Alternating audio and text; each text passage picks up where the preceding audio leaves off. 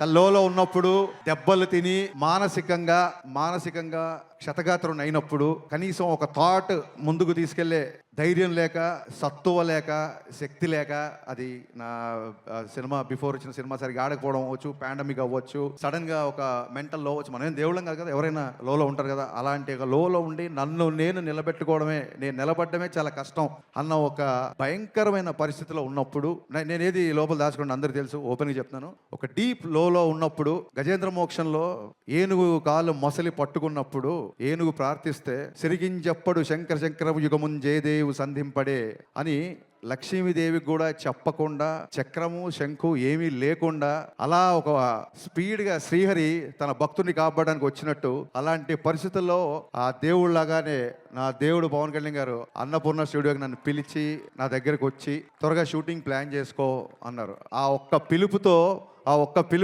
అప్పటి వరకు ఉన్న గాయాలు, అప్పటి వరకు ఉన్న స్వేదాలు, మరి పవనుడు కదా, వాయు వేగంతో అవన్నీ మాయమైపోయాయి.